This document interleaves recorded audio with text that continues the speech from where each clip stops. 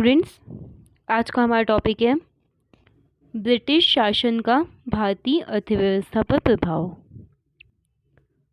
तो इस टॉपिक में हमारा फर्स्ट क्वेश्चन है, भारत में उपनिवेशी शासनकाल में होम चार्जेस भारत से संपत्ति दोहन का महत्वपूर्ण अंग थे।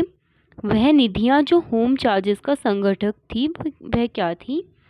लंदन में इंडिया ऑफिस के भरण पोषण के लिए प्रयोग में लाई जाने वाली निधि, भारत में कार्यरत अंग्रेज कर्मचारियों के वेतन तथा पेंशन देने हेतु प्रयोग में लाए जाने वाली निधि। नेक्स्ट है, शब्द इंपीरियल प्रेफरेंस का प्रयोग किया जाता था भारत में ब्रिटिश आयातों पर दी गई विशेष रियायतों के लिए। नेक्स्ट है,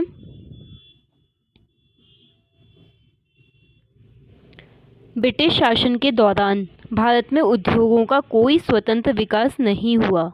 इसका कारण था भारी उद्योगों का अभाव। स्तंभदारी बंदोबस्त लागू किया लॉर्ड कॉर्नवालिस ने। स्थायी बंदोबस्त किसने प्रारंभ किया था? लॉर्ड कॉर्नवालिस के प्रशासनकाल में स्टार्ट हुआ था ये। स्थायी बंदोबस्त किसने किया? जमींदारों से हुआ।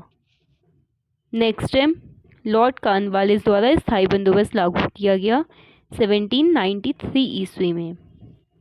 नेक्स्ट है, चिर स्थायी बंदोबस्त 1793 के अंतर्गत जमींदारों से अपेक्षा की गई थी कि वे खेतीहरों को पट्टा जारी करेंगे। अनेक जमींदारों ने पट्टा जारी नहीं किए। इसका क्या कारण था?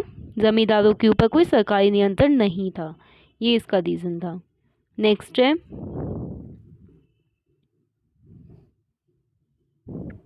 बिहार में परमानेंट सेटलमेंट लागू करने का क्या कारण था?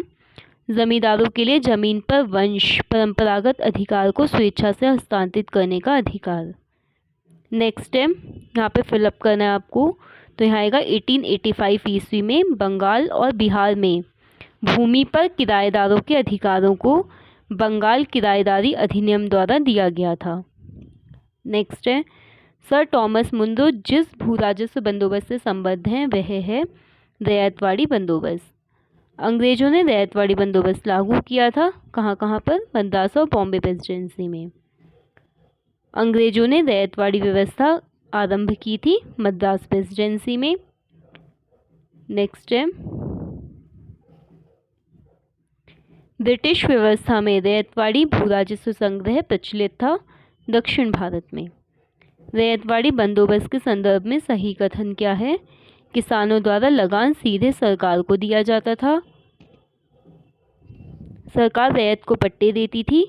कर लगाने के पूर्व भूमि का सर्वेक्षण और मूल्य निर्धारण किया जाता था। नेक्स्ट है, असम में सर्वप्रथम चाय कंपनी की स्थापना कब हुई? 1893 ईस्वी में।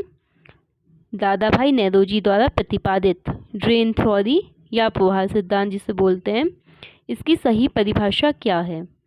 इसकी सही परिभाषा है, भारत की राष्ट्रीय संपदा का एक भाग अथवा कुल वार्षिक उत्पाद ब्रिटेन को निर्यात कर दिया जाता था, जिसके लिए भारत को कोई वास्तविक प्रतिफल नहीं मिलता था।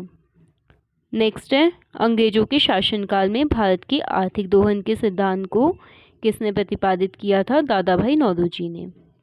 नेक्स्ट है, निकास के सिद्धांत का प्रतिपादन किसने किया था? दादा भाई नौरोजी ने।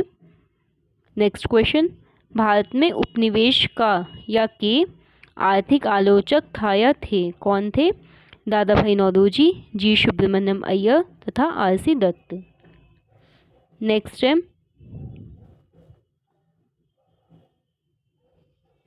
बाल गंगाधर तिलक, आर.सी. दत्त, एम.जी. रनाडे और सर सैयद अहमद खां में से दादा भाई नौरोजी के उत्सारण सिद्धांत में विश्वास कौन नहीं करता था?